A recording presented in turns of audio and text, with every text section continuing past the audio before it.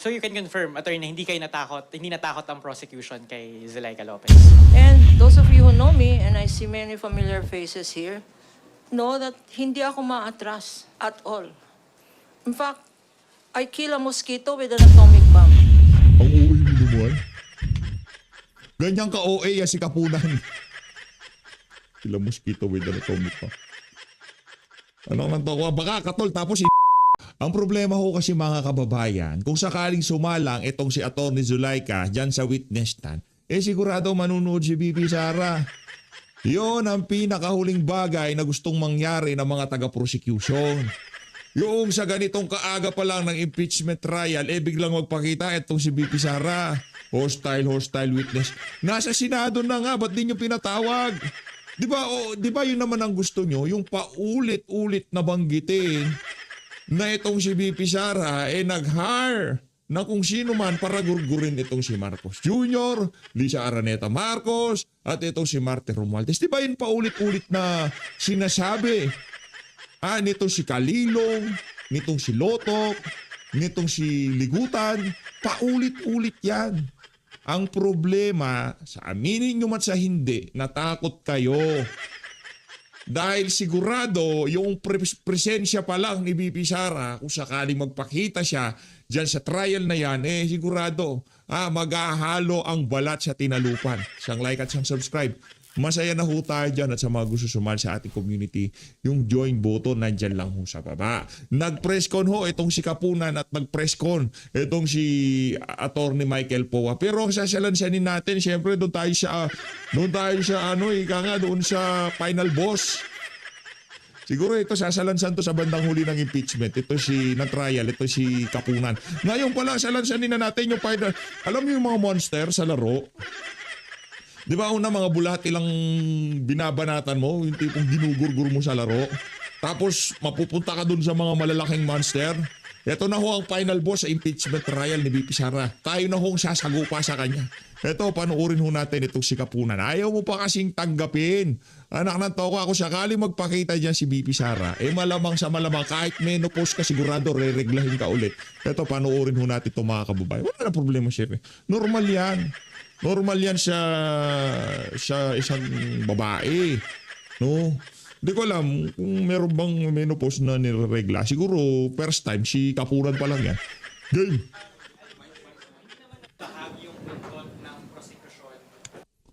Ayaw marinig ni Kapunan yan yung bumahag ang buntot ng prosecution. Ano ka kan? Ayaw niya marinig yung mga ganyang klase litanya, di ba?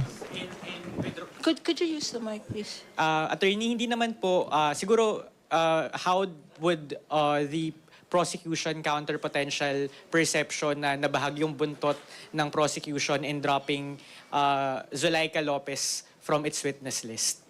I think a case sinks or swims with the evidence. There can be overpresentation of evidence. But here in the case of Attorney Zuleika, as I said, Attorney Lopez and Captain Belinda Bello, I did say that the more than 4 days of direct examination, cross-examination, plus the probing and clarificatory questions of the senator judges, hindi na kailangan rendered, unnecessary, surplusage, redundant, any testimony of both, no? Kasi the testimony, when you present a witness, you start with offer of testimony. And in our offer of testimony, if the purpose for getting Attorney Zuleika as a witness was first for 3 reasons. First, to confirm that she was personally present during the live broadcast of November 23. Di ba ang sarap i-cross-examine itong si Atty. Zuleika Lopez, yung tipong si Ligutan, sasabihin niya, tatanong niya. Nandun ka, anong gabi eh? Malaki yung voice nun eh. Malaki din ang nun. Tanong nyo kay Jude Asidre, alam niya kung anong malaki dito kay Ligutan.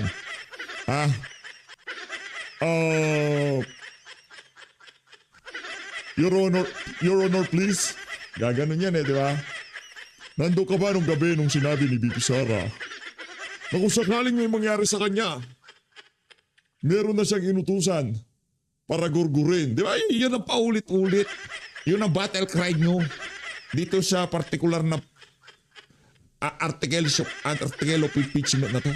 Yung ulit-ulitin na si BP Sara ay nag-hire ng tatrabaho kay Marcos Jr., Lisa Alarneta Marcos at Martin Romualdez kung sakaling tsugihin siya. Di ba? Yun yung battle cry nyo. Pambihira, yun ang pagkakataon nyo para mag-viral talaga ito si Ligutan. Sabi ni Ligutan, kamo siya nakatawa, akala ko makakapag-grandstanding na naman ako. Ang laking dago ko niyan sa prosecution. Ako gusto ko lumitaw itong si Atty. Zulaika. Bakit? Bakit napag-desisyonan nila na wag na siya ipresenta? Alam niyo ho ba dahilan? Akin ho itong sasabihin sa inyo. Ang tunay na dahilan kung bakit hindi na presentahan itong si Kapunan, yang si Atty. Zulaika Lopez, ninervyos ho sila. Doon sa video, ipinalabas nitong si Atty. Vinluan na kung saan iniisa-isa ni Vice President Sara dahilan kung bakit nagkaganito ang bansa natin. Kung bakit dapat ngayong mga panahon na to, abala tayo sa pagpapaunlad ng ating bansa. Stuck ho tayo sa impeachment para mapagtakpan ng flood control, pagnanakaw ni Martin Romualdez, ang program appropriation nitong si Marcos Jr. Di ba? Yan ang totoong dahilan. Kasi pagka pinaupo sa witness stand itong si Atty. Zulaika Lopez, ang mangyayari dyan, uulitin na naman ng defense. Ano ba ang nagtulak sa tingin mo? Kay Vice President Sara Duterte, bakit niya nasabi yung mga ganong klaseng litanya?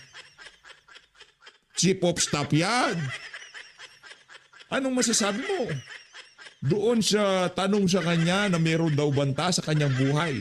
Sinabi ni Atty. Zulaika, naku, pag upo pa lang niya ho ng Vice President, may banta na ho sa buhay niya kasi yung isang congressman gusto niya maging presidente sa 2028.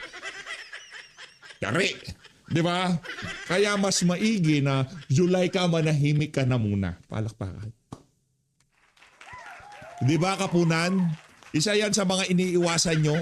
Hindi yung mga sasabihin niya dahil nasabi na ng ibang mga witness nyo. Hindi yun.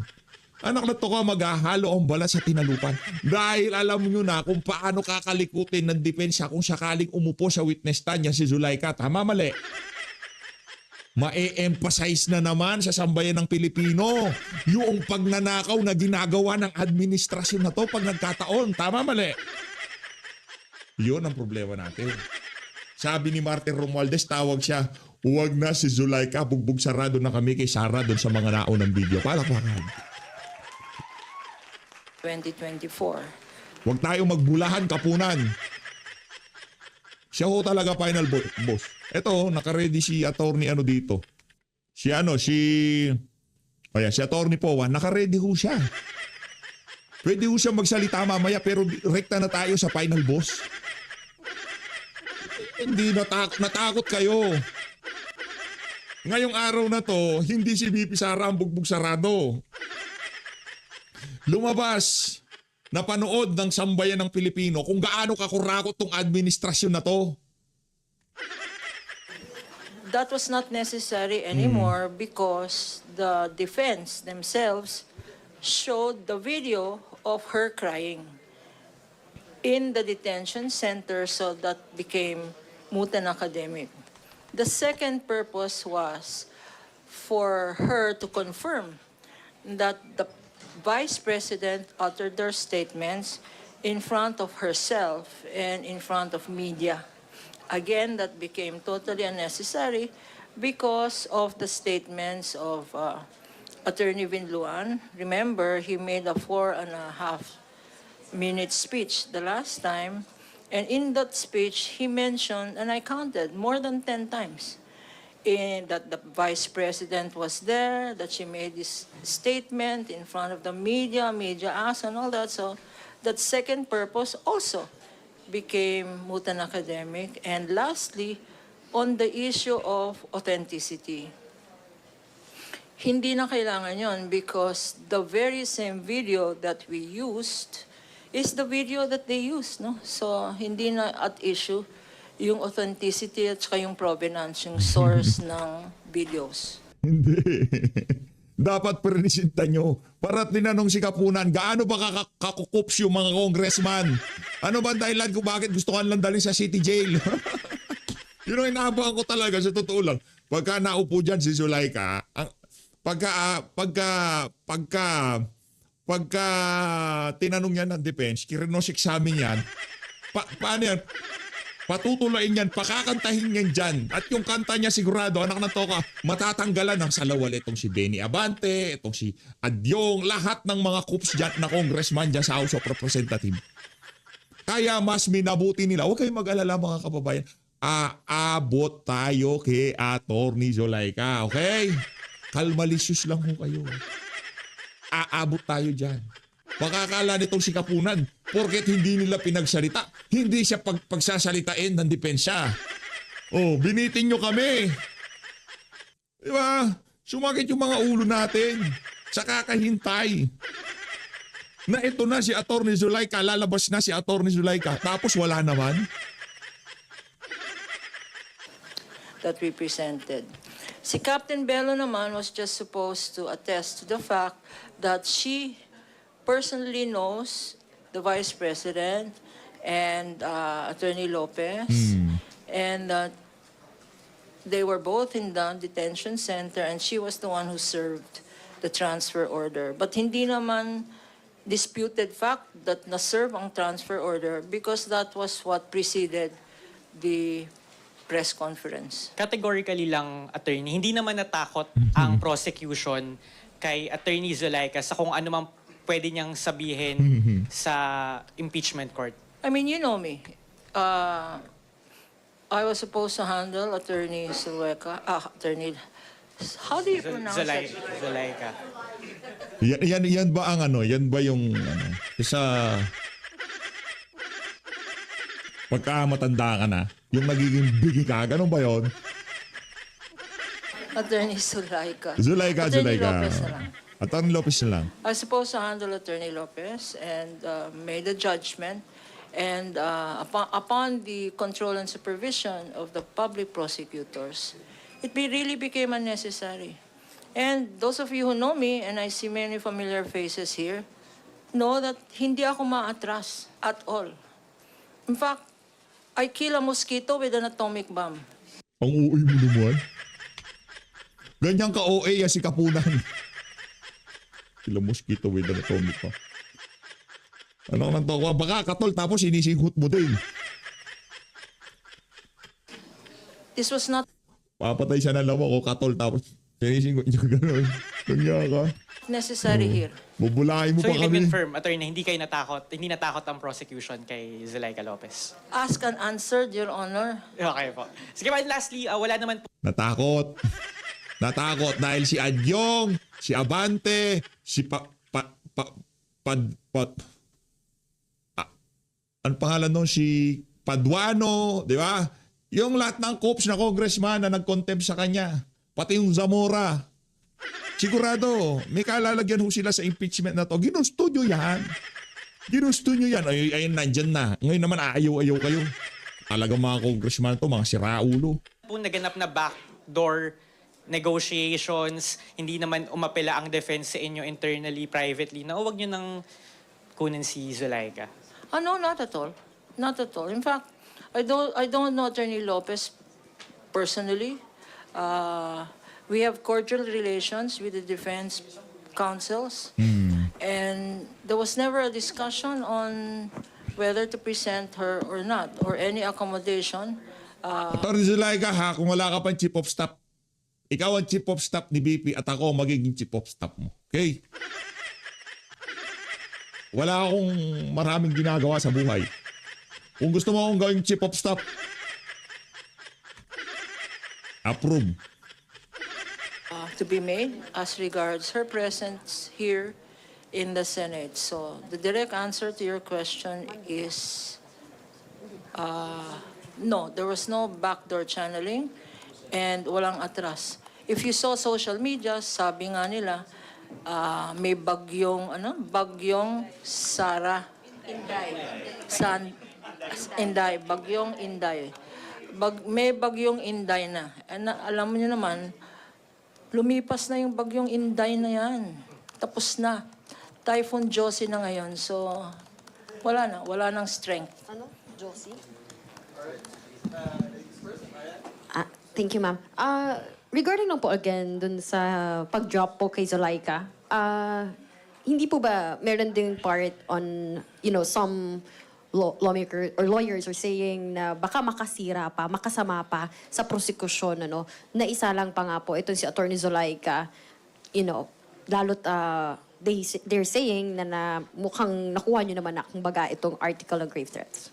No, we were not concerned about whether we could face cross-examination questions both from the defense and the senator judges, because here we stand on the strength of what are the facts, what is the evidence, and as we have often said, that it has nothing to do with a belief that there are biased senator judges who will act as defense counsels, because we believe that the senator judges are faithful to their oath of political neutrality and an impartial. Anong political neutrality, impartial. Ngayon pa lang nakikita na namin kung sino yung mga guilty kay VP Sarat, aakwit, di ba? Yung mamlukuhin. Oy, Kapunan! wag na tayo maglokohan dito. Kilala na natin yung mga ko-convict at aakwit kay VP Sara ng mga senador. Okay? Wag na tayo maglokohan dito. Ano ba yan? Pinagmumukha natin. Yan ang problema. Yan pinaka-ayaw ng mga manunood dito sa YouTube. Yung pinagmumukha silang mga tanga. Yung tipong para sabihin na, hindi, impartial yan. Diba? Napaka-ano yan, gitna yan. Diba? Talagang hinihimay nila ang ebidensya. Siguro ilang mga senador. Pero hindi lahat. Ngayon palang nakikita na natin Ping Lacson, Erwin Tulfo, Rapi Tulfo, yung bias nila, kitang-kita mo na. Risa Hontiveros, mag-a-acquit kay VP Sara. Gusto maging presidente yung mukha surot na yan. Ano ba itsura na surot? Tingnan si Risa. Impartial justice, no? So, Ganda hindi ni po kami Atty. natakot Zuleika. na baka may... Ang ganda ni Atty. Zuleika. Attorney, kung wala po kayong tagahawak ng bag, pwede ako. Kung meron naman kayong tagahawak ng bag, kung ano pwede kong hawakan, hawak. Takatabi ko lang kayo, masaya na ako. Ay. Inaway-away nila yung Atty. Zuleika Lopez natin doon man lamang siya pagbitbit ng bag, dapat tulungan natin siya. possible cross-examinations which will antagonize or which will embarrass the prosecutors. No? Ma'am, si Vice President Sara Duterte po, meron po siyang statement. Ang sinabi po niya, yung day for the impeachment trial, the country witnessed, sinasabi po niya what she has been saying all along, the complaint is not supported by evidence, repeatedly claiming that there were threats when none existed, inventing an assassin where there was none, and fabricating evidence to support those claims does not transform fiction into fact. Ano po ang inyong komento tungkol po dito sa pahayag ni VP Sara? Alam mo, these are all matters of defense, but matagal na ninyo nakita both ang testimonial at saka ang documentary evidence ng prosecution. Matagal na yan, since last year and recently sa House Committee on Justice. All the evidence of the prosecution is transparent. What is not transparent here is the evidence of the defense because ang sabi nila, they would not participate in the House hearings because this is the proper venue.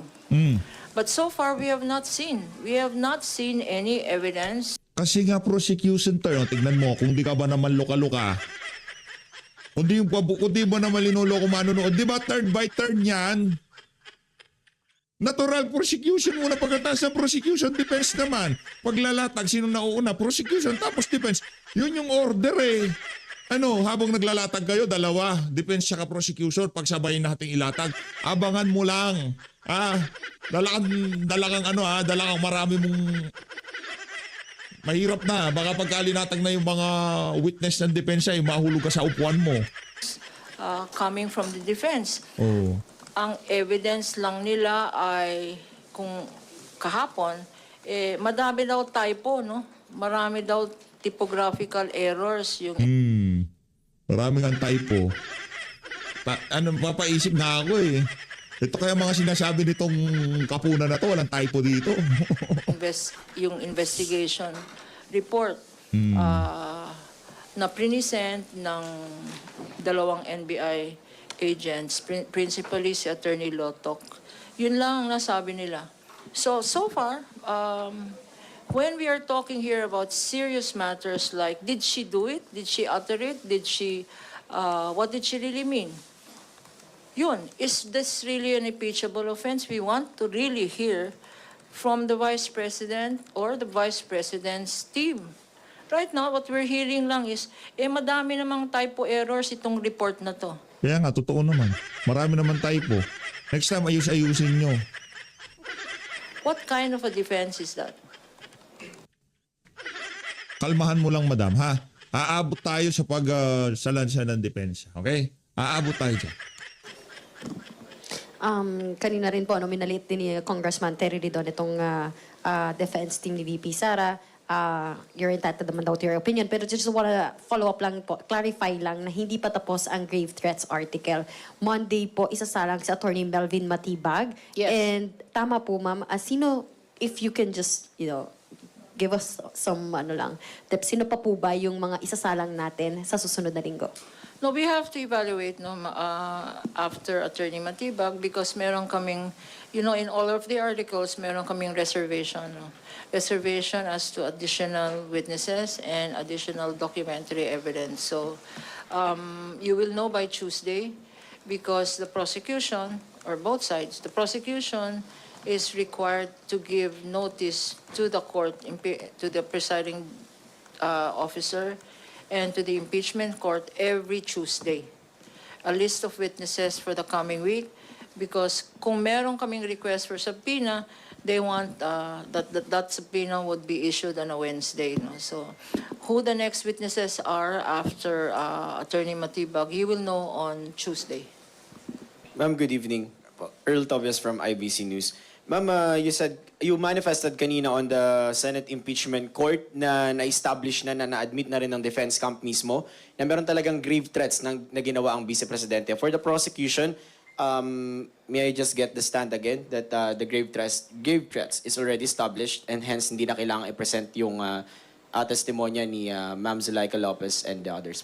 Yeah, because it is their own admission, no, that there was really the statements made. The statement made by the Vice President during that press conference that she did hire someone to kill, no? If that is not grave threats, then what is it, no? Ang sinasabi lang nila, sinabi nga niya yon, pero hindi yun ang intention niya. That they're saying that the prosecution has read intention other than what was intended by the Vice President. Kaya nga, hindi niyo kasi masyado kasi kayong mga malisyoso. Ang gusto lang sabihin ni VP Sara doon, huwag niyo akong papakialaman kasi pagka pinakialaman niyo ako, tutumba kayo. Ganun lang kasimple. Kayo na, kung hindi papakialaman si VP Sara, wala tayong usapan ngayong mga panahon na to. Di ba? Sabihan mo na lang si Martin Romualdez, si Lisa Araneta Marcos at si Marcos Jr. Huwag pakialaman si VP Sara. Dapat bantayan pa nga siya. Mahirap na. Baka may mangyari sa presidente namin sa susunod na administrasyon. Mahirap na, di ba? Sabihan mo na lang yung mga amo mo. Kay Martin Romualdez, kay Lisa Araneta Marcos, kay O kung di mo sila amo, kung meron kayong common friend. Di ba? Pakisabi na lang, sabihin mo, huwag na lang pakialaman si VP Sara kasi mahirap na, baka may mangyari sa kanila. But that is Ano lang naman yun? Kayo naman, lambing lang ni BPO. Masyado kayong... matter of defense. When a person threatens you, an ordinary citizen threatens you, there are consequences. Narinig niyo naman kanina, somebody who threatened the former president was arrested because he did threaten. No?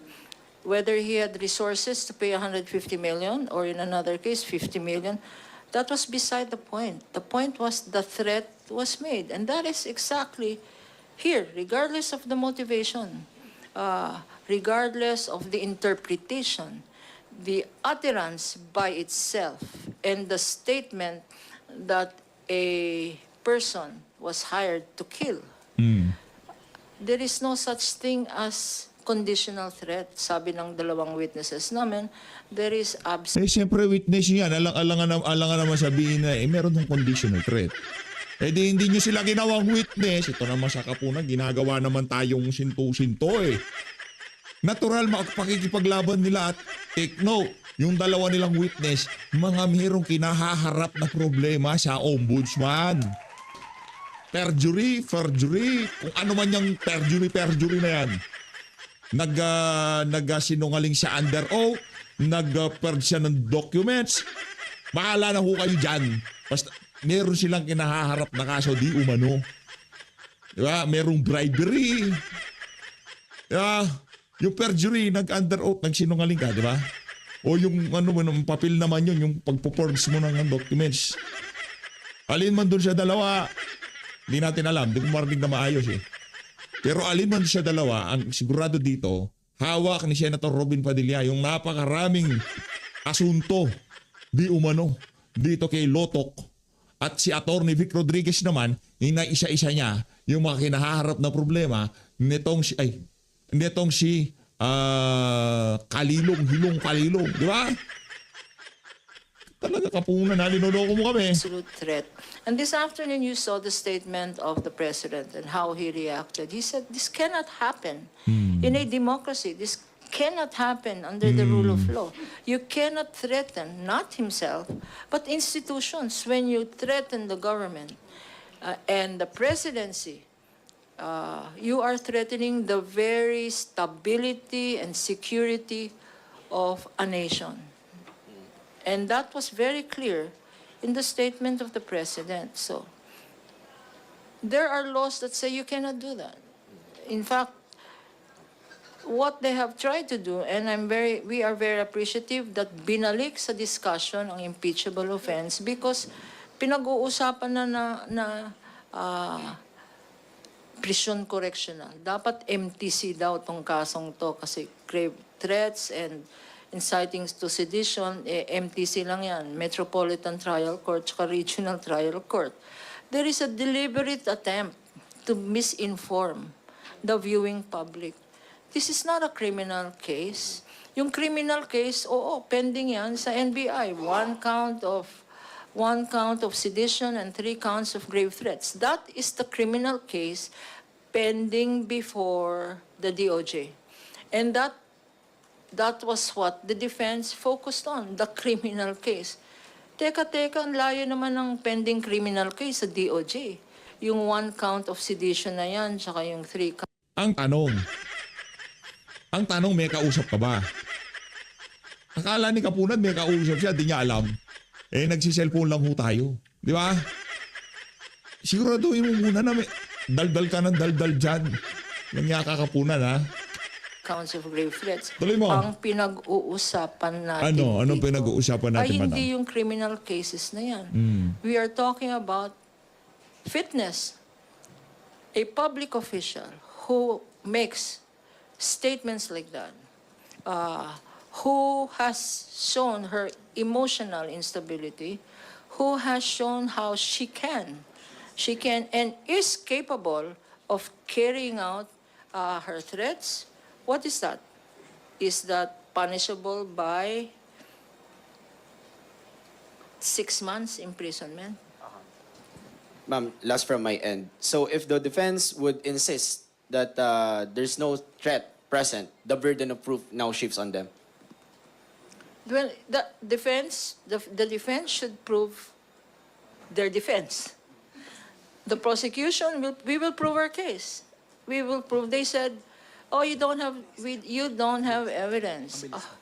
But those are words. We have already shown how many? 19 documents in evidence. Attorney Calilong, although his credentials were asked, ano ba yung credentials nitong witness? 3 beses tinanong, ano ba yung credentials mo? Finally, it was concluded that he is, although he is not an expert witness, he is a competent witness. And Attorney Calilong, nakita niyo naman, was able to show that authentic yung video. Wala naman nagsasabing di authentic.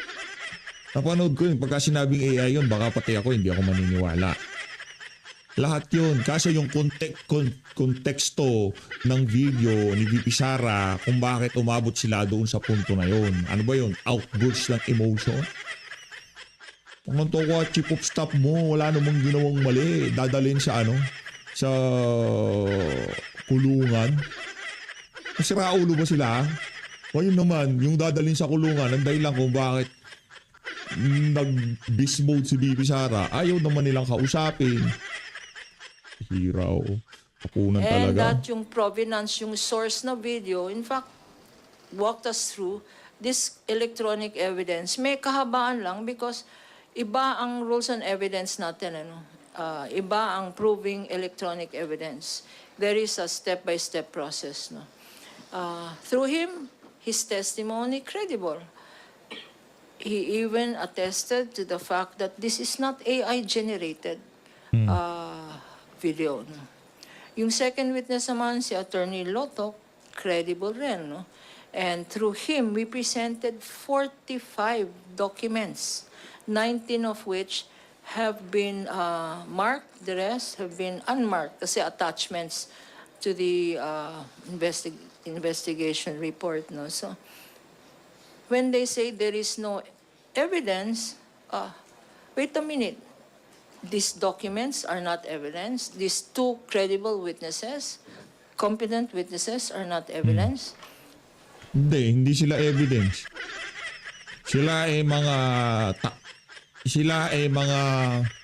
mga opisyal ng pamahalaan na merong kinakaharap na patong-patong na problema. Iyon sila. Yung tipong kahit ipasabi ng prosecution dito sa 2 unggoy na to, na si Jose Rizal ang hinar ni VP Sara para gurgurin itong 3 kubag na to, eh sasabihin itong 2 witness na to dahil sa problema kinahaharap nila. So, and there will be more coming. There will be more coming. Inaasahan namin yan. Dagdagan nyo pa. Gusto namin yan. Mas madami, mas masaya. In this article on grave threats and inciting, which is culpable violation of the Constitution and betrayal of public trust, and the 3 other grounds for impeachment. Mas marami pa silang makikitang evidence. Sana naman, pag puro typo error, no, ang evidence ng defense. Ma'am, just a quick clarification. I'm playing devil's advocate lang. Kasi baka some people might say na the prosecution wasn't serious in their plan to present Attorney Zulaika Lopez. Kumbaga parang tinesting the waters lang. Is this the case or talagang you planned to have Attorney Lopez presented kaso magiging redundant na? Yes, exactly. We don't bluff. This is not a bluffing game. This is not a poker game. This is not a chess game. This is not a game. This is a serious matter. When we say we will present, we will present. When we say it is not necessary, it's not necessary. Why waste the time of the court? As you can see, the court had become impatient on repeated questions on documents na hindi naman naintindihan ng publiko yung mga questions. No? I heard some say in social media na napaka-slow-paced and boring. Kulang na lang magbenta ng popcorn dyan sa labas para we'll stay in our place. No? It is difficult to sit down. Try sitting down for 6 hours. Siyempre, masakit sa puwet yun. You know? But, Hindi naman. and that is why the Senator Masakit sa puwet pagka siguro kay ligutan, hindi siya makakaupo ng matagal. Kasi masakit sa puwet para sa kanya. Pero tayo, siyempre, kaya naman natin umupo ng matagal kasi hindi naman masakit yung puwet natin. judges At hindi sasakit yan. are saying, please, Oo. look at your evidence, see how you can streamline, see how you can avoid legal calisthenics. How you can avoid this debate on law. That is not what this is all about. This is about letting the witnesses and letting the documents, not the lawyers. Hindi naman ito pagalingan ng lawyer, no? Si ano daw, si Ligutan, tinatanong nila kung pogi. Anong pogi-pogi? Tanong nyo kung maganda. Anong pogi-pogi? Mga kuruting kayo yan. Or pagwapuhan ng lawyer. This is about... Nagwagwapuhan ka sa akin. Ay, hindi naman pala ako lawyer. Nagwagwapuhan ka kay ano, kay attorney si G. Narvasa. Ika nga yung kantang titibo-tibo. Nag-aalburoto ang kanyang pagkababae. Ganun sa kanta ba yun? Hindi, nabubuhayan ang kanyang pagkababae. Nabubuhayan pa ba yan? Kapunan?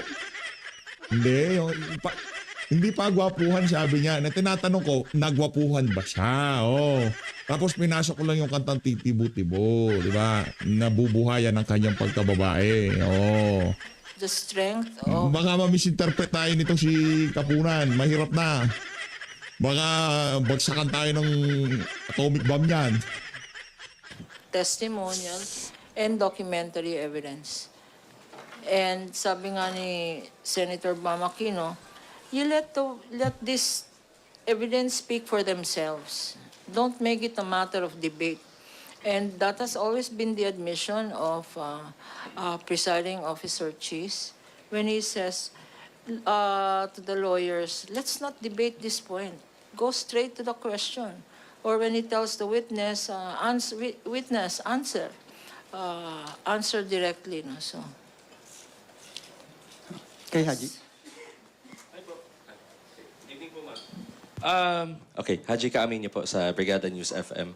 Speaking of emotional instability, hindi po ba para makakatulong sana perhaps one of the closest aides ni VP Sara si Attorney Zuleika Lopez na Kaya nga. ma-affirm or ma-attest po niya na yung character or yung naging emotional, yung temperament po ni VP Sara during that madaling araw po ng November 23, 2024 since sila po yung magkatabi Sirayaan mo ha, ipipresenta rin ng defense si Atty. Zuleika. Kalma ka lang ha, kalmalisis lang. dun sa kung saan po siya na-detain.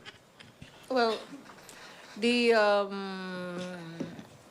if she were an unbiased witness, yes. No? But as you can see from her record, Unbiased witness. Palakpakan natin. Unbiased. Meron pa bang mas babayas kay Hilong Kalilong? Kay Ligutan? Anak ng toko. Ano bang definition nyo ng unbiased? Dapat nakaside sa prosecution. Palakpakan. Anak ng toko, ang hirap talaga pagka medyo umiidad ka. Hindi mo na malaman yung bias at saka unbiased. Hindi mo na alam ibig sabihin. Si Kalilong ba at itong si Lotok, bias o unbiased? from her record, she has been with the Vice President then as Vice Mayor. Hindi kasi kung talagang kayong pitsi BP Sara, kahit anong gawin nitong si Atty. Zuleika, hindi siya makakalusot. Kung talagang ka-impeach si BP Sara, pagka sinalang siya ng prosecution. Kaso ang problema, natakot ho sila kay Atty. Zuleika. Abogada din yon. Maririnig din ho natin ang side ni Atty. Zuleika. Double-edged sword ho ito. Itong ginawa ho ng mga adik na to, itong impeachment na to. Hindi lang ho si BP Sara, ako yayariin nyo, anak ng toko. Mayayari din kayo. Oh. Then as Mayor, and now up to now.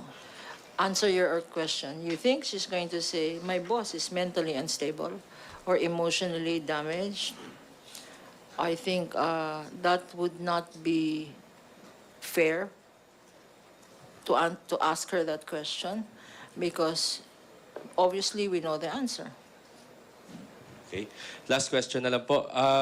So kahit po marami pong naging tanong yung Senator Judges kanina, lalong-lalo na po kay Attorney Jeremy Lotok with regards to his, halimbawa po yung tanong po ni Senator Robin dun sa mga cases po na kinahaharap po niya, and then yun pong tanong po ni Senator Judge Alan Peter Cayetano sa kanya. hindi naman po na-diminish yung credibility ni Attorney Lotoc at confident po kayo na sina Kalilong at saka si Lotoc sapat na po para hindi na nga i-present sina Zuleika and Belinda Bello po. In fact, we welcome, and we're very grateful that the senator judges and all of those names that you mentioned asked the questions because it gave the witnesses, our two witnesses, the opportunity to explain more. And it became clearer. So nagpapasalamat kami na nagtanong ang mga senator judges, because when the senator judges ask questions, hindi makaka-object ang prosecution or defense. So they have wide latitude, and including the presiding judge, has wide latitude in asking questions, which is not what happens kung prosecution or defense ang magtanong kasi may objections, objection sustained or objection overruled. So nagpapahaba yun. So we really are grateful for the questions being asked by or propounded by the senator judges. And because of that, that led us to our decision. If you can see, nag-huddle kami, Nag-huddle kami. And it took very short, although pinag-aaralan na namin to daily. We had a very short huddle, and it was a collective decision of the public prosecutors in charge of this article and the private prosecutors to say it is not necessary. So it was a collective, collegial decision. And it was easy for us. And we thank the defense and the senator judges for paving the way for us to make a clear decision on dispensing with these two witnesses. So siguro hindi na tayo aabot ng Valentine's, hanggang Christmas na lang tayo dito. Ayos. Masaya ako dyan sa sinabi na yan, itong si Kapunan, na hindi na tayo aabot ng araw ng mga puso dyan, di ba? Sana, kung gusto nga, magbotohan na tayo, wala namang problema di ba? Magbotohan na tayo bukas kaya, tanggalin nyo ng ibang mga articles of impeachment, tapos mag-speech na kayo, tapos tingnan na natin yung boto ng mga senador, di ba? Kasi base sa aking nakikita, wala na kayong liligawang senador. Alam mo yung Kapunan. Ang ginagawa nyo na lang dito, kumbaga yung pahiya nyo si BP Sara, pero abangan mo yung susunod na survey kay BP Sara, ha? Ng Tokwa. Press lang po ako dun sa issue po ng ma'am. Yes po. Will it be disadvantageous po for the prosecution team kung ipepresent pa po si Attorney Kapunan since na-establish na po yung... Present natin. Present natin. Ako magkukross-examine sa kanya. Diba? Anong size? Si Attorney Lopez. Huwag niyo naman i-present si Attorney Kapunan. Huwag niyo i-present, kawawa Sorry, naman. si Attorney Lopez po sa witness stand. No, as a matter of fact, this is not a preempt, but in our pre-trial order, nakalista. But si for the in our other pre-trial order, she is listed in some other article. So sa article lang po na grave threats and inciting to sedition po siya tinanggal. Pero it remains po sa iba pa pong article. So pwede pa po siya... Ayoko na, paulit-ulit na lang. Ang bottom line dito, si ligutan. Ligutan, kadiri ka. Pero maraming salamat doon sa pag-support sa PH Update. Mag-ingat po kayo lahat. Mahal natin ng Pilipinas. Maraming salamat mga kababayan.